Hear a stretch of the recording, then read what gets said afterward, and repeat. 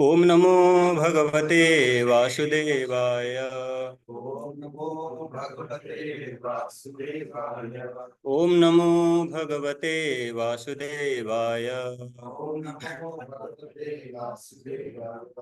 ओम नमो भगवते वासुदेवाय। ओम नमो भगवते वासुदेवाय। नारायणं नमस्कृत्यं नरं चैव नरोत्तमं देवीं सरस्वतीं व्यासं ततो जयमुदीरयेत्।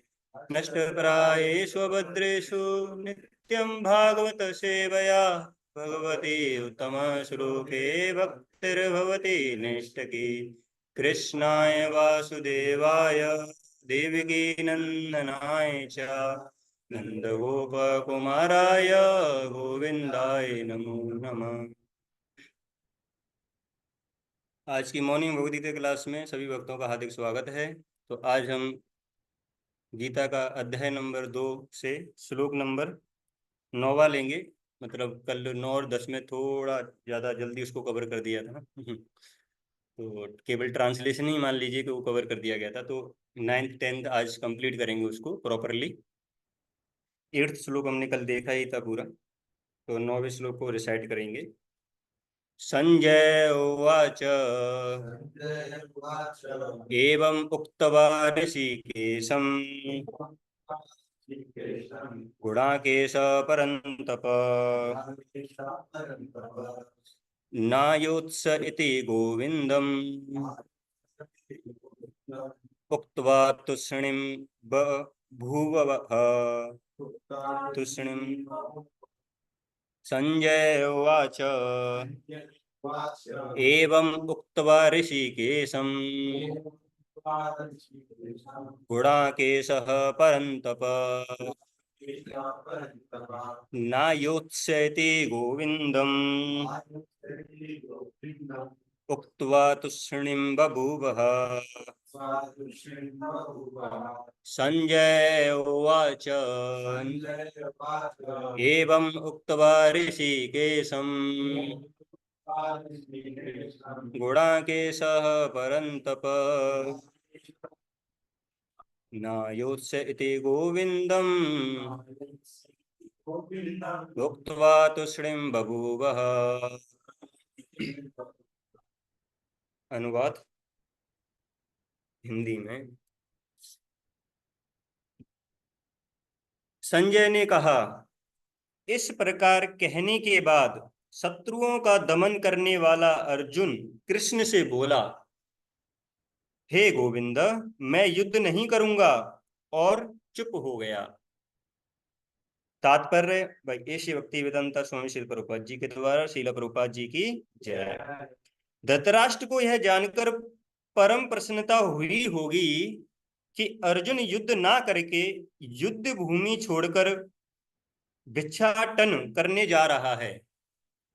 किंतु संजय ने उसे पुनः यह कहकर निराश कर दिया कि अर्जुन अपने शत्रुओं को मारने में सक्षम है।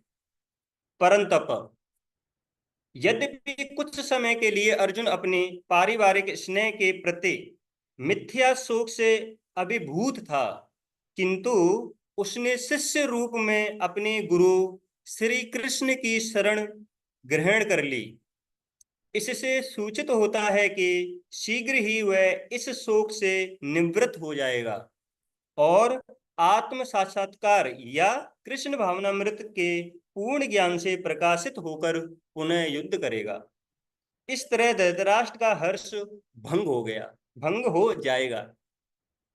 ओम अज्ञानतिमिरान्धस्य ज्ञानाञ्जनशलाकया चक्षुरुन्मिलितं येन तस्मै श्रीगुरवे नमः। श्रीचैतन्यमनोभीष्टं स्थापितं येन भूतले स्वयं रूपा रामियं ददाति स्वपदान्तिकम्। वन्देऽहं श्रीगुरो श्रीयुतापदकमलं श्रीगुरून् वैष्णवं च श्रीरूपं साग्रजातं सहगणा रघुनाथान्वितं तं सजीवं साद्वैतं सावधूतं परिजनासहितं कृष्णचैतन्यदेवं श्री राधा कृष्ण पादान सहगणा ललिता श्री विशाखान्वितांश नमा ओम विष्णुपादाय कृष्ण पृष्ठाय भूतले श्रीमते भक्ति वेदांत स्वामिनी ते नामिने नमस्ते सरस्वती देवे श्री गौरवाणी प्रचारिणे निर्विशेष शून्यवादी पाश्चातदेश तारिणे नमो महावदन्याय कृष्ण प्रेम प्रदायते कृष्णाय कृष्ण चैतन्य नामने गौर तुसे नमः। हे कृष्णा करुणा सिंधु दीनबंधो जगतपते गोपेशा गोपिका कांत श्री राधा कांत नमोस्तुते।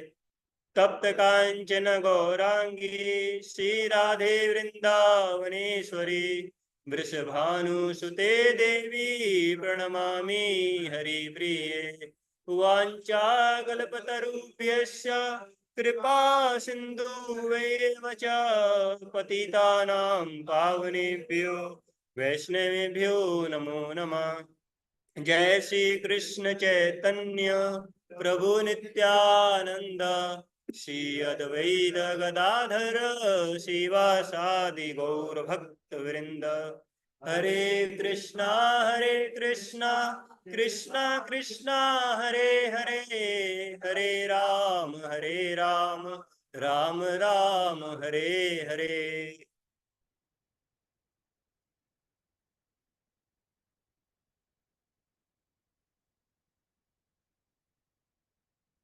हरे कृष्णा। तो आज की क्लास आदिशम प्रभु जी लेने वाले थे, पर लेकिन मॉर्निंग में ही फिर मैसेज आया कि मेरे को लेना है, नहीं तो आज प्रभु जी स्टार्ट करने वाले थे। तो इस पे जैसा कि मैं बताया था कि कल वाली क्लास में कि जो संजय अभी श्लोक बोल रहे हैं, तो उसके बाद में संजय कुछ श्लोक बोले हैं अर्जुन के बारे में, मतलब वहाँ पे क्या स्थिति है, कि क्या चल रहा है वहाँ पे, कैसे अर्जुन जो है शांत हो जाते हैं, अपने धनुष को रख देते हैं और ये डिसाइड कर लेते हैं कि मैं फाइट नहीं करूंगा, या कुछ असमंजस जैसी स्थिति में वो आ जाते हैं कि युद्ध करूं या ना करूं। तो अब क्या है, भगवान जो है उनको गीता का पूरा ज्ञान सुनाएंगे, तो वो एक अलग थीम हो जाएगा। तो वो कल से जो कि प्रभु जी ही लेंगे मोस्टली उसको, जो सोल के ऊपर, सोल का जो ज्ञान है, तो वो श्लोका नंबर 11 से चालू होता है, जहाँ पे भगवान बोलना स्टार्ट करते हैं। तो आज देखते हैं कितना कवर होता है। तो आज श्लोका नंबर 9 और 10 को हम थोड़ा देखेंगे। तो क्योंकि कल थोड़ा डिस्कस किया था, पर लेकिन प्रभुपाद जी ने इतने सुंदर अपने तात्पर्य दे रखे हैं कि ओशियन है वो, है ना। अगर उसमें ओशियन में अगर आप उतर जाओ तो कहाँ पे जाओगे, आप गहराइयों में जाओगे। तो ऐसे प्रभुपाद जी ने प्रपोट दिए हैं। तो थोड़ा ट्रांसलेशन से तो इतना चीजें को फ्लो थोड़ा पता पड़ जाएगा कि क्या हो रहा है, पर लेकिन उसको और अच्छे से समझना है, उसकी गहराइयों में जाना है, तो प्रभुपाद जी के जो तात्पर्य हैं, बड़े सुंदर तात्पर्य प्रभुपाद जी ने लिखे हुए हैं, जो कि हमको पूरा एकदम क्लियरिटी से बता देते हैं सारी चीजों को। तो जैसा कि 9वें जो श्लोक में प्रोपा जी यहाँ पे लिख रहे हैं, और या प्रोपा जी अपनी लेक्चरों में भी बहुत अच्छे से व्याख्यान करते हैं इन चीजों का। तो शुरुआत में प्रोपा जी लिखे हैं कि कैसे धृतराष्ट्र जो है, संजय बोल रहे थे, तो संजय ने तो बोला ये श्लोक, उसके बाद में प्रोपा जी लिख रहे हैं तात्पर्य में कि धृतराष्ट्र को ये सुनकर बड़ा मतलब सुकून मिला होगा या खुश हो गए होंगे कि पांडव या अर्जुन जो हैं वो अपने धनुष को रख दिए और युद्ध नहीं करेंगे। और अर्जुन बोल रहा है कि मैं अब जो है क्या मांगूंगा, है भिक्षा मांगूंगा और उससे मैं रह लूंगा, ऐसे करके। तो उनको बड़ा खुशी हो रही थी अंदर ही अंदर, क्योंकि इसीलिए खुशी हो रही थी क्योंकि अब जो मेरा बेटा दुर्योधन है उसको राजपाट करने को मिलेगा, है ना। सारा चीज तो इसी के ऊपर चल ही रहा था, राज्य के ऊपर, तो उनको बड़ा खुशी हुआ। पर लेकिन क्या है कि जो धृतराष्ट्र हैं वो किसको कैलकुलेट करना भूल गए वहां पे, कृष्ण को कैलकुलेट करना भूल गए, है ना। क्योंकि वो ऐसा जान रहे थे कि बस अर्जुन फाइट करे, मतलब करेगा तो चलो फाइट करना ही पड़ेगा, पर लेकिन नहीं करेगा तो हम तो बस क्या है कि दुर्योधन बैठ जाएगा राज पे। पर लेकिन दुर्योधन किसकी साइड में था, अधर्म की साइड में। और भगवान को क्या यहाँ पे भगवान को क्या लागू करना है, धर्म धर्म हाँ यस, धर्म को लेके आना है साथ। तो धर्म जब आएगा तो क्या हो जाएगा, ये इनका तो विनाश करना ही पड़ेगा। तो धृतराष्ट्र ये कैलकुलेशन नहीं किए। तो ये डी कंपनी जो है वो कभी भी कृष्ण को, जैसे कल बता रहे थे, जो ये डी कंपनी है, धृतराष्ट्र हो गए, दुर्योधन, दुशासन, ये सब क्या है, डी कंपनी के लोग हैं ये सब। तो डी कंपनी क्या है, कि इनकी जो बुद्धि है वो डेड हो चुकी है। तो कभी भी ये भगवान को कैलकुलेट नहीं करते हर चीजों में, है ना, कि भगवान का भी कुछ रोल होता है ना। ये समझते हैं कि बस मतलब भौतिक संसार की जो परिस्थिति है, बस उसके अनुकूल या प्रतिकूल में चीजों को देख लेते हैं और कैलकुलेट कर लेते हैं कि यहाँ पे सक्सेस मिलेगा या नहीं मिलेगा, पर लेकिन भगवान का उसके साथ में क्या रोल है उसको भूल जाते हैं ये सब। तो धृतराष्ट्र भूल गया कि भाई कृष्ण भी उसके साथ में है ना, कृष्ण चाहे तो युद्ध को हाल जिता देंगे। ठीक है, ऐसे ही करके जैसे कल हम थोड़ा चर्चा किए थे, कैसे दुर्योधन जो है सबसे पहले भगवान के पास में जाता है, भगवान विश्राम कर रहे होते हैं, तो दुर्योधन जो है कहाँ पे चला जाता है, सबसे पहले सर के पास में खड़ा हो जाता है जाके। अहंकारी व्यक्ति है ना, चरणों को ज्यादा शोभा नहीं देता उसको, है ना, चरणों के पास में जाना गड़गड़ाना। तो दुर्योधन जो है सर के पास में चला जाता है, उसके बाद में कौन आते हैं, अर्जुन आते हैं। अर्जुन जो है चरणों के पास में बैठे जाते हैं और वेट करते हैं कि भगवान जैसी जगेंगे तो देखते हैं। तो जैसे ही भगवान जगते हैं तो सबसे पहली निगाह किसके पास में जाती है, अर्जुन के पास में जाती है। तो अर्जुन के पास में जाती, फिर बोलते हैं कि क्या मतलब क्यों आए, क्या रीजन है, तो उससे पहले कौन बोल जाता है इधर से, दुर्योधन, अरे मैं पहले आया हूँ। ये तो अर्जुन तो जो है वो तो बाद में आया है, मेरे को मांगने का अधिकार है। तो वो कहते हैं, भगवान कहते हैं कि ए अर्जुन छोटा छोटा है ना, छोटे को थोड़ा बोलने दो पहले, तुम तो बड़े हो उससे, है ना, तो उसको बोलने का अधिकार है, तो उसको बोलने दीजिए, और उसको मैंने पहले देखा तो उसको बोलने का अधिकार ज्यादा जाएगा। तो अर्जुन जो है तो मतलब उनको बोला जाता है कि भाई तुम मांगो पहले। तो दुर्योधन को भय लगने लगता है अंदर, अरे ये क्या हो गया, मैं पहले आया मांगने भगवान से और भगवान ने ये क्या कर दिया, है ना। चलो फिर कहता है कोई नहीं, है ना। तो मन ही मन थोड़ा सा प्रार्थना भी कर रहा होता है कि कुछ ऐसा हो जाए जो कि मैं चाह रहा हूँ वैसा ही हो जाए, है ना। तो वहां पे दो प्रस्ताव रखे गए थे कि या तो एक तरफ क्या भगवान रहेंगे और या एक तरफ उनकी पूरी सेना, नारायणी जो सेना है ना, पूरी जो शक्ति से भरी पड़ी है ना, वो रहेगी एक तरफ। ठीक है, तो अर्जुन को ये ऑप्शन दिया गया। ठीक है, तो अर्जुन कहते हैं कि मेरे को कौन चाहिए, अरे कृष्ण मेरे को तो आप चाहिए, मेरे को आपकी नारायणी सेना से कोई मतलब नहीं है, बस आप मेरे पास में हो, बस सब कुछ मिल गया मेरे को। दुर्योधन मतलब बाहर से तो थोड़ा वैसा सुख करता है, अंदर ही अंदर प्रसन्न हो जाता है और सोचता है मूर्ख अर्जुन, ये तो मूर्ख का मूर्ख ही रहेगा, है ना, है छोटा, उम्र से छोटा है, पर लेकिन बुद्धि भी क्या है, थोड़ी छोटी है अभी, इसकी बुद्धि जो है विकसित नहीं हुई है। है बताओ, भगवान की शक्ति को नहीं मांगा। तो फिर कहता है उधर से दुर्योधन, ठीक है भगवान, अब अर्जुन को आपने ऑप्शन दे ही दिया, तो ठीक है, अब अर्जुन की यही इच्छा है कि आपको रखने की, तो ठीक है मैं काम चलाता हूँ, अब आपकी नारायणी सेना से काम चला लूंगा मैं, है ना। अंदर ही अंदर कुछ हो रहा है वो। अंदर ही अंदर बहुत कुछ हो रहा है कि अरे भगवान की नारायणी सेना मेरे पास में है अब, है ना। तो चला जाता है वो। तो यहाँ पे दुर्योधन किसको काउंट करना भूल गया, कृष्ण को। ये उसको मूर्ख को ये नहीं पता है कि ये जो एनर्जी वो लेके जा रहा है वो एनर्जी है किसकी, है ना, है किसकी, वो भगवान से आ रही है ना, सोर्स तो भगवान है, भगवान हमारे पास में तो एनर्जी अपने आप ही आ जाएगी। है ना, मान लीजिए लाइट का पावर हाउस, हमारी इलेक्ट्रिसिटी आ रही है, कोई पावर हाउस को ही गायब कर दे, फिर कहे कि मेरा लाइट जल जाए यहाँ पे, तो कैसे चलेगा भाई, तूने पावर हाउस को ही गायब कर दिया। तो ऐसा ही होता है कि कृष्ण जो है एक पावर हाउस जैसे हैं, है ना, तो अगर वो हमारे पास में, इसका मतलब संसार की कोई भी ऐसी चीज नहीं बची जो हमारे पास में ना हो। पर लेकिन जो ये डीमंस होते हैं, राक्षस लोग होते हैं, वो भगवान को कैलकुलेशन में लेके आते ही नहीं है ना। और भी इतने सारे डीमंस हुए ही हैं। तो डी कंपनी जो है कभी भी जो है भगवान को कैलकुलेट नहीं करते हैं। और जबकि कौरवों में ऐसे कुछ और महान भक्त थे जो कि भगवान की प्रेजेंस को जानते थे, उनको ये पता था, वो लड़ तो इधर से रहे थे, पर लेकिन उनको ये पता था कि युद्ध कौन जीतेंगे, पांडव ही जीतेंगे, क्योंकि उनको ये पता है कृष्ण किस साइड में है, कृष्ण अर्जुन की साइड में है। तो भीष्म द्रोण ये जो है इनको पता है कि कौन जीतने वाला है युद्ध को, है ना, तो उनको पता है कि उधर ही विजय होने वाली है, क्योंकि भगवान जिस तरफ होंगे उसी तरफ का धर्म रहेगा, उधर ही क्या होगी, विजय होगी। तो ऐसे करके हम देख सकते हैं कि संसार में जो सारी चीजें हैं, सब की सब चीजें जो भी हम तैयारी कर रहे हैं, या हमारे पास में वेल्थ है, स्ट्रेंथ है, कुछ भी हो, कितना भी हमने इस संसार में उपलब्धियां पाई हों, वो सबकी सब शून्य के बराबर होती हैं, ये सब शून्य। अगर इन उपलब्धियों का कुछ अगर वैल्यू किया जाए, तो वो कब होगा इनका वैल्यू, जब हम उनको किससे जोड़ दें, कृष्ण से अगर हमने जोड़ दिया, तो ये सब जो जीरो है ना, जैसे मान लीजिए किसी ने आईआईटी की डिग्री पा ली, ठीक है, तो उसको एक जीरो, मतलब उसके खाते में एक जीरो और चला गया, ठीक है, बहुत सारा धन हो गया, एक और जीरो हो गया, ठीक है। उसके बाद मास्टरी कर ली किसी चीज में, तो एक और जीरो ऐड कर दिया, ठीक है। बाल बच्चे हो गए, एक और जीरो, गाड़ी आ गई, एक और जीरो, बंगला आ गया, एक और जीरो, ये सब जीरो जीरो उसके बढ़ते जा रहे हैं। है ना, क्योंकि ये सारे तो संसार में बांधेंगे उसको, है ना। जैसे ही इन सबको वो कृष्ण से अटैच कर देता है या कृष्ण को केंद्र में लेके आ जाता है ये सारे जीरो के सामने क्या आ जाता है, एक आ जाता है। और ये जितने भी जीरो आपने जो लगाए थे सबकी वैल्यू हो जाती है तो वो कृष्ण को अगर हम सेंटर में लेके आएंगे या कृष्ण को अगर हम वैल्यू देंगे, तो जो है हमको एक सेटिस्फेक्शन रहेगा, और साथ साथ में जो सारे जो जीरो हैं उनकी सबकी एक वैल्यू बनती है। और थोड़ा प्रैक्टिकल लाइफ में अगर देखें कि भगवान को ऐड करने का रियल मीनिंग क्या है, मतलब भगवान जैसे यहाँ से सीखने को मिलता है कि संसार में कुछ भी कर लीजिए सबका सब जीरो है, तो भगवान को ऐड करना चाहिए। तो वो ऐड करने का मीनिंग क्या है? क्या हमको सारी चीजें छोड़ देना है और भगवान के ही पास रहना है, या भक्ति ही करते रहना है पूरे दिन? तो शास्त्रों में ऐसा नहीं बताया गया है। भगवत गीता में, जैसा कि हम आगे जाके सीखेंगे, कर्म योग या कर्म योग इन कृष्णा कॉन्शियसनेस, 5वां जो चैप्टर है वो भी है।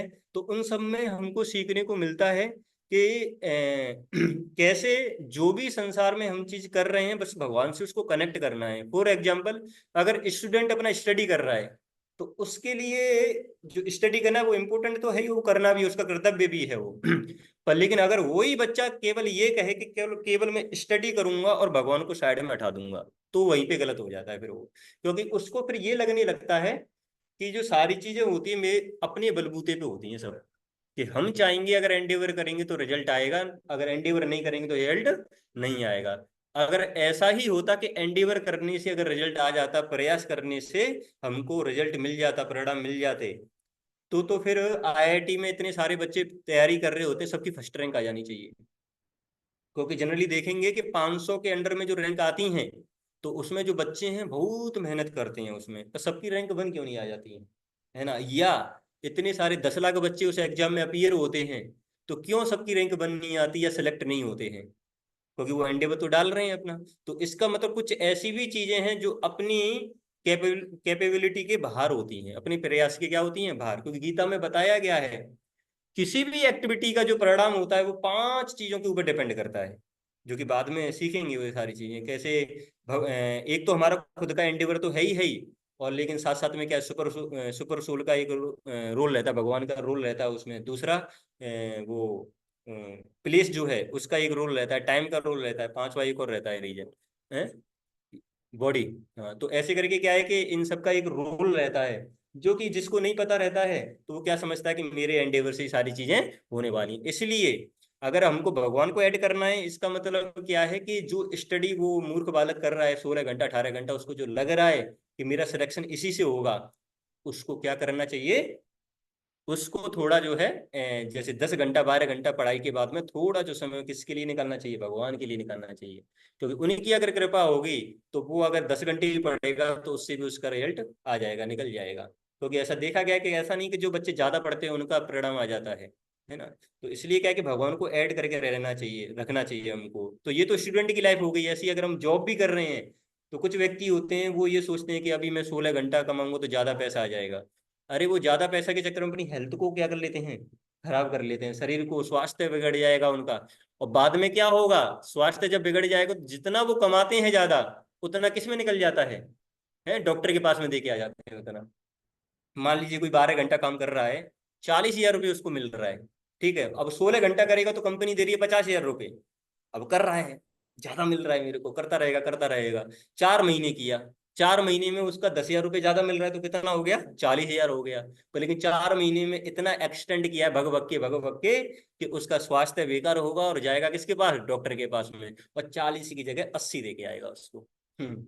तो इसलिए क्या है कि ओवर एंडेवर शास्त्रों में कंडेम किया गया है उसको, कि हमको कभी भी जिंदगी में कठिन परिश्रम, मतलब कठिन मतलब हार्डवर्क वैसे करना है, पर लेकिन ओवर ओवर एंडेवर को कंडेम किया गया है। तो भगवान को ऐड करके रखना चाहिए, ऐसा शास्त्रों में बताया गया है। और भी चीजें हैं देखिए इसमें, श्लोका नंबर 9 में ही गुणा केस है यहाँ पे बताया गया है। तो गुणा केस मतलब क्या है, जो किसके लिए यूज किया जाता है, अर्जुन के लिए किया जाता है। ऐसे ही परंतपा, परंतु मतलब चेस्टाइजर ऑफ द एनिमी, है ना। तो मतलब क्या है कि संजय बोल रहे हैं धृतराष्ट्र ज्यादा कुछ मत हो।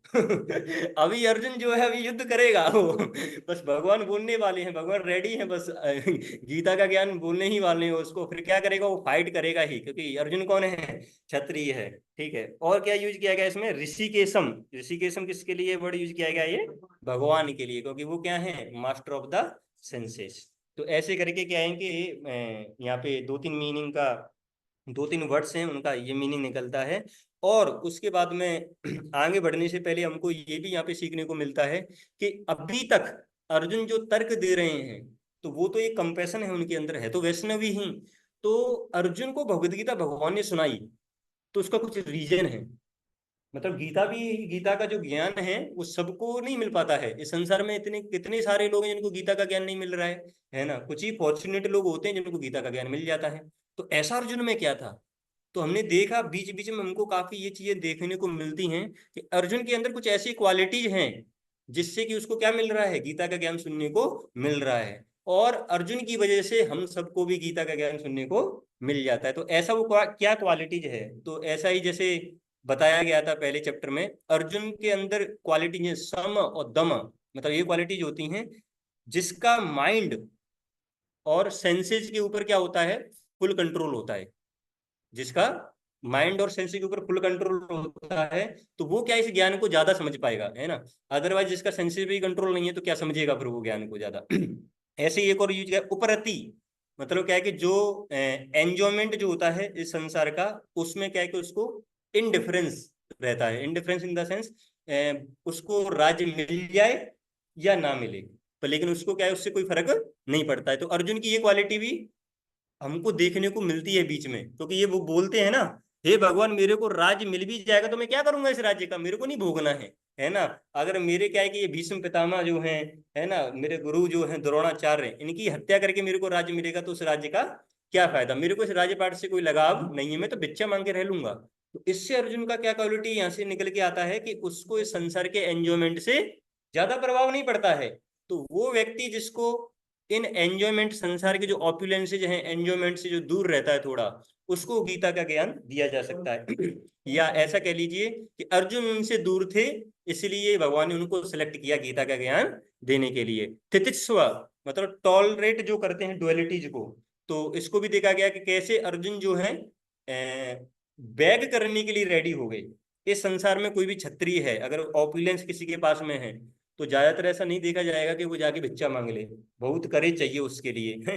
कोई धनी व्यक्ति है, लाखों में उसका बिजनेस है, करोड़ों में बिजनेस है, उससे बोला जाए कटोरा ले लो जाके भीख मांगो, तो कैसे करेगा वो कर ही नहीं पाएगा वो। लेकिन अर्जुन उसके लिए भी रेडी है। और सबसे अहम क्वालिटी है ना, जो कि हम सबके लिए भी काफी इंपॉर्टेंट है, कि अर्जुन जो है, जो कि फ्रेंड की जैसे एक्ट कर रहे थे, उन्होंने किसको सरेंडर कर दिया, भगवान को लास्ट में जाके सरेंडर कर दिया। तो अभी वो शिष्य बनने को रेडी है, क्योंकि गीता का ज्ञान जैसा कि हमने देखा था बीच में कि भगवान बता रहे थे, ये जो ज्ञान है कब ट्रांसफर होता है, जब व्यक्ति अपने आप को क्या एक्सेप्ट कर ले, मैं शिष्य हूँ, जो बताने वाला है वो क्या है, गुरु है।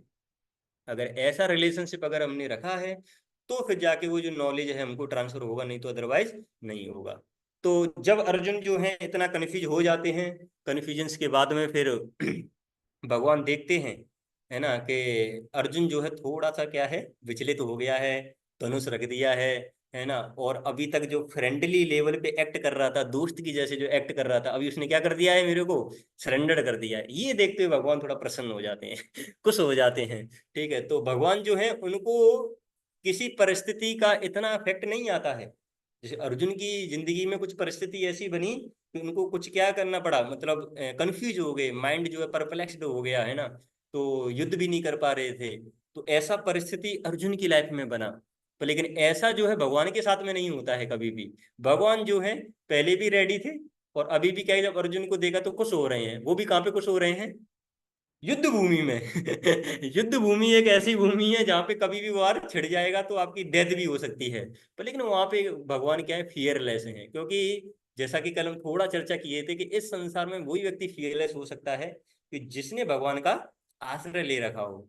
अदरवाइज इस संसार में इतनी सारी दुविधाएं, इतनी सारी परेशानियां आती हैं हमारे पास में, अगर किसी ने भगवान का आश्रय नहीं ले रखा है, तो वो इन सारी चीजों से बहुत ही जल्दी क्या हो जाएगा, वो डिस्टर्ब हो जाएगा। तो भगवान हैं जो कि सबको एक आश्रय प्रदान करते हैं और साथ साथ में फियरलेस बना देते हैं। तो जो भगवान सबको फियरलेस बना सकते हैं अपने आश्रय से, तो वो खुद भगवान फियरलेस तो होंगे ही होंगे, है ना। अगर सबको उन्होंने आश्रय दे के फियरलेस बना दिया तो खुद तो होंगे ही होंगे। और देखने को मिलता भी है कैसे कालिया के ऊपर जब भगवान डांस कर रहे थे, नृत्य कर रहे थे, तो ये देखने को मिलता है कैसे भगवान को कोई डर नहीं था। जनरली सांप आ जाए, 100 फनों वाला सांप तो कोई अगर जनरल व्यक्ति, कोई कॉमन व्यक्ति होगा तो भग जाएगा, देख के डर जाएगा, मर जाएगा। वृंदावन वासी जो थे एकदम डर गए थे देखे, अरे बाप रे बाप, इतना भयंकर कालिया है ना, कुछ तो बेहोश ही हो गए थे, है ना। हो रहा देखिए चित्र, हो रहा एकदम बढ़िया, भगवान जो है एकदम कितना फियरलेसली नृत्य कर रहे हैं। लोग तो स्टेज के ऊपर डांस नहीं कर पाते अच्छे से, है ना, पर लेकिन भगवान एक स्लिपरी जो स्टेज है उसके ऊपर डांस कर रहे हैं। और एक ही स्टेज पे नहीं कर रहे हैं, 100 स्टेज, यहाँ से वहां, यहाँ से वहां, यहाँ से वहां, टन टन टन टन टन टन ऐसे करके डांस कर रहे हैं वो, है ना। और वो जो स्टेज है वो स्लिपरी है ना। स्लिपरी स्टेज पे तो इस संसार का कोई भी व्यक्ति वो डांस नहीं कर पाएगा, है ना। पर लेकिन भगवान जो है वो इतने फियरलेस हैं कि राधा माधव जी अपना मतलब भगवान जो है नृत्य कर रहे हैं उसके ऊपर। एक और वो आता है जब अक्रूर जो है भगवान को लेने आते हैं वृंदावन में, तो अपने साथ लेके जाते हैं, तो उनको भय लगा रहता है इस बात का कि जो कंस है, तो कंस क्या कर सकता है, बीच में अटैक कर सकता है उनके ऊपर। क्योंकि जो क्रूर व्यक्ति होते हैं या वो व्यक्ति जो इंद्रिय तृप्ति में लगे रहते हैं, उनकी बातों पे कभी विश्वास नहीं किया जा सकता है। वो अगर मान लो कोई चीज प्रॉमिस कर दें तो कभी भी अपनी बात से बदल सकते हैं। और इवन कंस ने ही क्या बोला था, देवकी उनको लेके जा रहे थे, है ना। उसके बाद में क्या हुआ, जैसे उसको ये पता पड़ा कि इन देवकी का 8वां पुत्र मेरे मृत्यु का कारण बनेगा, तो क्या किया, अपनी बहन के ही बाल पकड़ के उसको मारने के लिए रेडी हो गया। तो ये कौन व्यक्ति करता है ऐसा, जिसका इंद्रियों पे संयम नहीं रहता है ना। जब उसने वसुदेव और देवकी को ये बोला था कि जाओ मैं तुमको छोड़ देता हूँ, है ना, छोड़ तो दिया था एक समय, मेरे को तो 8वीं संतान से फियर है ना, पहली संतान से थोड़ी नहीं है, तो छोड़ दिया, है ना उनको कि ठीक है लेके जाओ तुम अपने वचन पे वो रहे हैं? दृढ़ दृढ़ दृढ़ रहे, डिटर्मिनेशन है, डिटरमाइंड रहे अपने वचन पे, तो इसलिए उससे मैं खुश हो गया, जाओ। पर लेकिन प्रभुपाद जी वहां पे लिखते हैं तात्पर्य में कि जो व्यक्ति सेंस ग्रेटिफिकेशन में लगा रहता है उसकी बातों पे कभी विश्वास नहीं किया जा सकता है। क्योंकि वही व्यक्ति थोड़े समय बाद फिर क्या करता है, आता है और फिर द्वारा उनको मार देता है। तो ये जो कंस है तो उसको मतलब अक्रूर जो है उनको ऐसा लग रहा था कि जब कृष्ण बलराम यहाँ से जाएंगे वृंदावन से, तो उनको वो कभी भी अटैक कर सकता है। तो बहुत ज्यादा रणनीति बना के एकदम अपने सारे सोल्जर्स वगैरह जो भी उनके अनुयायी वगैरह थे सबको खड़ा कर दिया सभी जगह पे, और ये बताने के लिए कि यहाँ पे हम पहुंच चुके हैं, फिर यहाँ से यहाँ जाने वाले हैं। तो लेकिन वही भगवान एकदम फियरलेस, है ना, बैठ गए जा रहे हैं, कोई चिंता नहीं है कहाँ युद्ध होना है क्या होना है, कोई चिंता नहीं है इस बात की। फियरलेस होके जा रहे हैं, रथ में सवार हैं, जा रहे हैं, है ना। तो देख रहे होते हैं, कृष्ण बलराम देख रहे होते हैं अक्रूर अंकल बहुत परेशान हो रहे हैं हमारी वजह से है ना, कुछ ज्यादा ही टेक केयर कर रहे हैं हमारा फिर जाके क्या करते हैं वो, जब यमुना में स्नान करने जाते हैं तो फिर उनको दिखाते हैं कि वो कौन है तब जाके उनको ठिकाने आ जाता है, अरे भैया मैं किसका टेक केयर कर रहा हूँ, जो सबका पालन करता है उसका टेक केयर कौन करेगा, है ना, वो तो खुद ही कर लेगा अपना टेक केयर। फिर छोड़ देते हैं, चलो फिर भगवान को लेके जाते हैं वो। और फिर तो हमको पता ही है कैसे भगवान वहां पे एंटर करते हैं और वो है।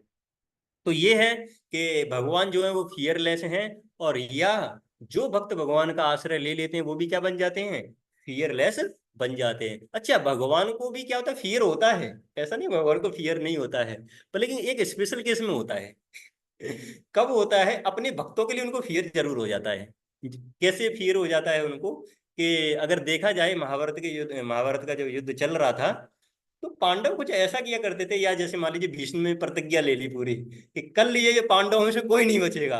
अब भीष्म प्रतिज्ञा बहुत वो होती है, मतलब भीष्म ने अगर कुछ लिया, है ना, प्रण अगर लिया, तो उनकी जान चली जाएगी, पर लेकिन वो मानेंगे नहीं, अपने उसको फॉलो ही करेंगे। क्योंकि हमने देखा कि भीष्म उनका जो नाम पड़ा है वो इसी बात के लिए पड़ा है, क्योंकि उन्होंने वचन दिए थे कुछ, है ना, कैसे मैं शादी नहीं करूंगा या मैं राजा नहीं बनूंगा, सत्यवती मतलब कुछ वो है ना पूरा का पूरा के मैं राजपाट भी नहीं संभालूंगा कभी, और दूसरा मैं कभी शादी नहीं करूंगा। तो अपने गुरु से फाइट करने के लिए रेडी हो गए थे इस बात के लिए। और गुरु से कौन फाइट करेगा? कि मैं, उन्होंने बोला शादी करो भाई तुम, है ना, कुछ हो गया मतलब पूरा डिटेल में जाएंगे तो और भी समय लग सकता है। ऐसी परिस्थिति बनी थी जब ये उनको बोला जा रहा था कि आप क्या कर लीजिए, शादी करिए, है ना, उनके गुरु ने उनको बोला तुमको शादी करना है, पर नहीं, मैं नहीं करूंगा, तो फाइट कर लिए अपने गुरु से ही। और उसको देखते हुए खैर गुरु काफी प्रसन्न हुए, है ना, तो उन्होंने कहा ठीक है, मतलब और भी सारी चीजें हुई। तो वो भीष्म देव क्या प्रतिज्ञा ले लेते हैं कि अब पांडवों में से कोई नहीं बचेगा, दुर्योधन था। चलो, अब भीष्म ने प्रतिज्ञा ले ली, अब मैं चैन की नींद सोता हूँ, है ना। भीष्म तो चैन की, वो दुर्योधन तो चैन की नींद सो ही रहा था, उधर पांडव भी चैन की नींद सो रहे थे। टेंशन किसको हो रही थी? भगवान को हो रही थी टेंशन। वो टहल रहे उसके बाहर, अरे भैया, भीष्म उधर प्रतिज्ञा ले चुके हैं और ये एकदम मस्त सो रहे हैं, है ना। तो उनको कोई टेंशन नहीं है, भगवान को टेंशन है, पर लेकिन किसके लिए टेंशन हो रही है? ये अपने भक्तों की रक्षा के लिए टेंशन है उनको, है ना। उनको टेंशन करने का कोई जरूरत नहीं है ना, वो तो अभी यहाँ पे लीला कर रहे हैं पूरा बढ़िया। तो उनको टेंशन होता है अरे कैसे होगा, है ना। तो फिर कहते हैं अरे तुम सब लोग सो रहे हो, बढ़िया से कुछ तैयारी वैयारी करो कल का।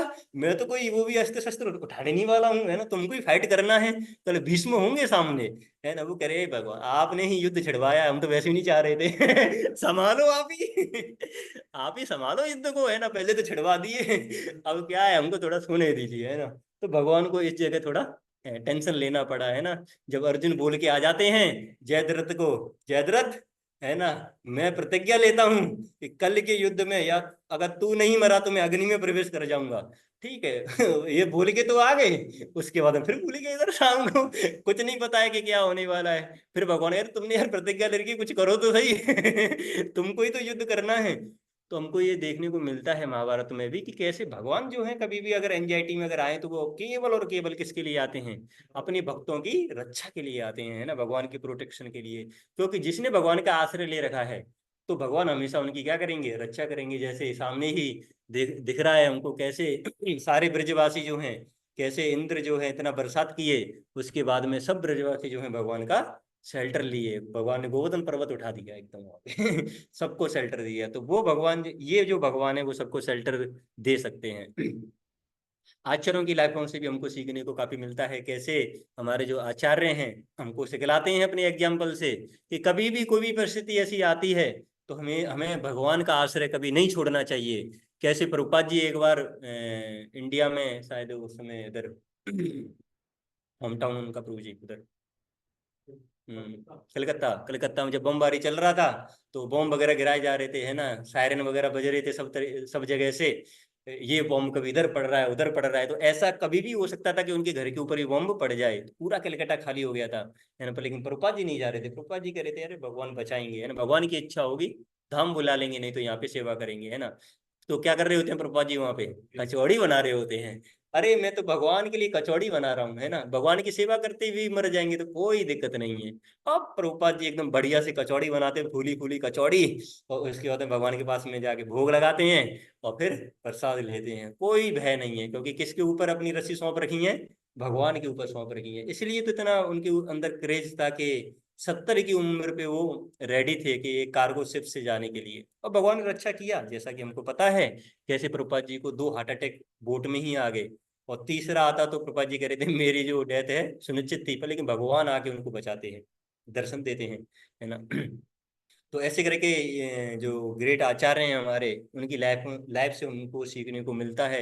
इवन उनकी प्रार्थनाएं भी इसी टाइप की हैं कि जिसमें वो भगवान के प्रोटेक्शन के लिए काफी प्रार्थना करते हैं। कि एक है भक्ति विनोद ठाकुर जी का, मारो भी राखो भी जो इच्छा तो हार, ऐसे करके आगे बढ़ता है ये वैष्णव सॉन्ग। तो उसमें बताते हैं हे भगवान, आपकी इच्छा हो तो मतलब मारो भी राखो भी जो इच्छा तो हार, है ना। हमको इस बात से फर्क नहीं पड़ता है कि मतलब हमारा मृत्यु होगा या हम आपको बचाएंगे, पर लेकिन जो हम जो हैं आपके क्या हैं? नित्य दास हैं।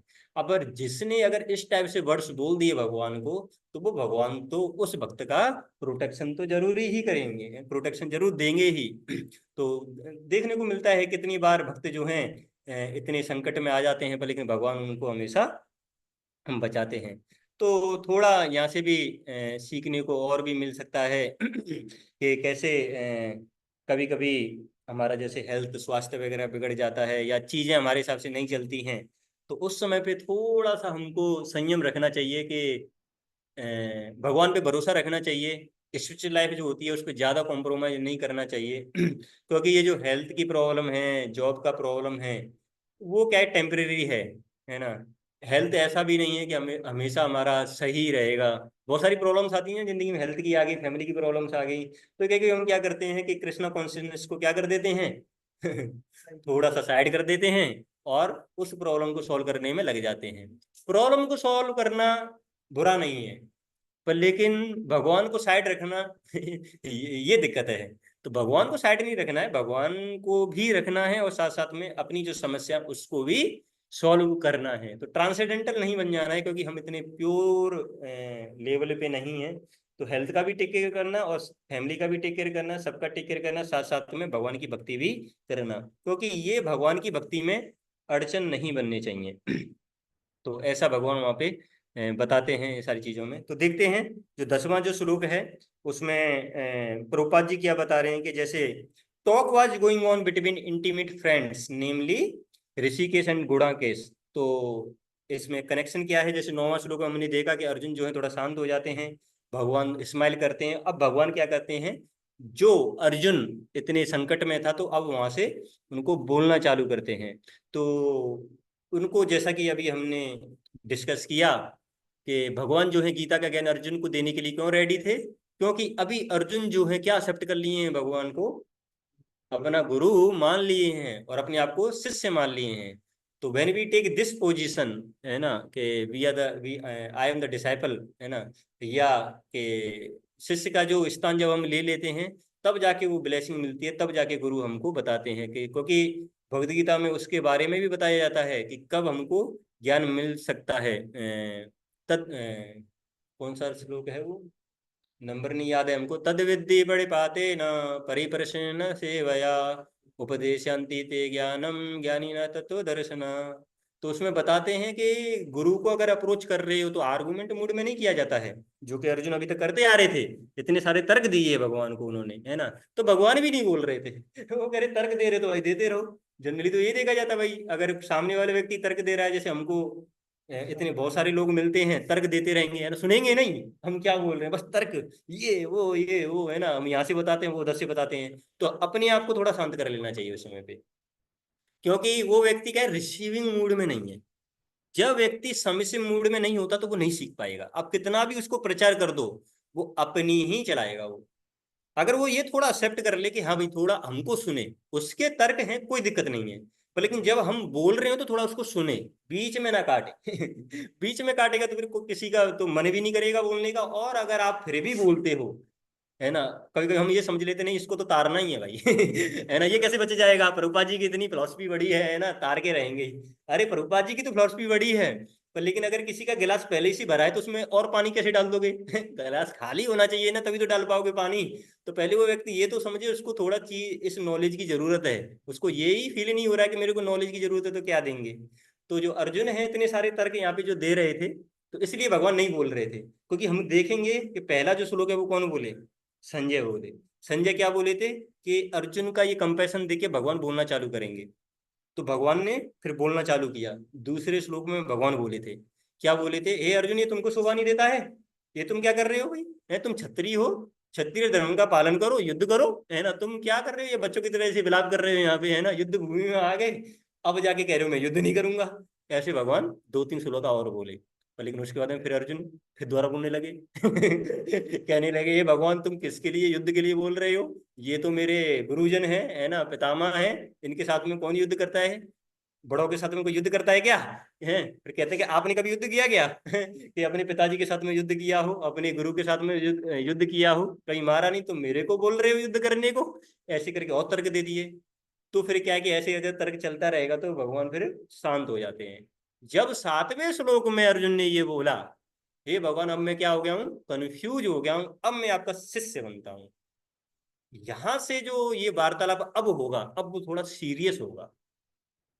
क्योंकि अब एक ने अपने आप को शिष्य एक्सेप्ट कर लिया है, दूसरा गुरु है। अब यहाँ से जो चर्चा है थोड़ी सीरियस बन जाएगी। तो इसलिए जो भगवद गीता का जो ज्ञान है वो काफी अहम है हमारे जिंदगी के लिए, अपने मनुष्य जीवन के लिए। अगर गीता का ज्ञान अपने जीवन में अप्लाई करेंगे तो जैसे अर्जुन अपनी परेशानी से दूर आ गए थे, ऐसे ही हम भी क्या आ जाएंगे, दूर आ जाएंगे। बस कंडीशन ये है कि एक सबमिसिव मूड रखना है, मतलब कि हमको नहीं आता है चीजें, है ना, तो इस ज्ञान की हमको जरूरत है। तो ये जो भगवद गीता है, प्रभुपाद जी लास्ट में लिखते हैं कि ये जो भगवद गीता है केवल अर्जुन को ही नहीं, जैसा कि कल मैं बता रहा था 90% प्रभुपाद जी के प्रपोट पढ़ के 100% हो गया कि ये प्रभुपाद जी ने जो भगवान जो गीता बोले थे, वो गीता केवल अर्जुन ने ही नहीं, जबकि बैटल फील्ड में सब थे, उन्होंने सुनी। और यहाँ से भी देखने को मिल जाता है कि गीता तो सबने सुना, तो लेकिन फर्क मतलब उसका इफेक्ट किस किस के ऊपर आया।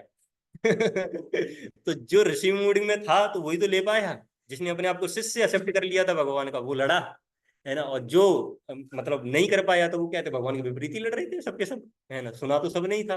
तो गीता का ज्ञान जो है तो पावरफुल, डिपेंड करता है रिसीवर के ऊपर, है ना। It depends on receiver how it takes that knowledge, है ना। अदरवाइज उस नॉलेज का इफेक्ट नहीं होगा। किसी के पास में डायमंड है, तो उसको इसकी वैल्यू नहीं पता है, तो वो क्या करेगा, उसके साथ तो खेलता रहेगा। जिस व्यक्ति को उसकी वैल्यू पता है, तो वो थोड़ा उसको आएगा घर में, एक अच्छी जगह पे रखेगा, है ना, जहाँ पे उसको प्रोटेक्ट करके रखा सके। तो ये है श्लोका नंबर 10 तक। इसके बाद में अर्जुन जो है, भगवान जो है अर्जुन को ऐसा देखते हैं, हंसते हैं। उसके बाद में बोलना चालू करते हैं, जो कि 11वें श्लोका से चालू होता है, जहाँ पे आत्मा का ज्ञान भगवान जो है अर्जुन को सुनाना चालू करते हैं। तो ये वाला जो श्लोक है, आई होप आदिशम प्रभु जी से कल से इस गीता के ज्ञान को स्टार्ट करेंगे। अभी किसी का अगर कोई सवाल प्रश्न हो तो वो पूछ सकते हैं।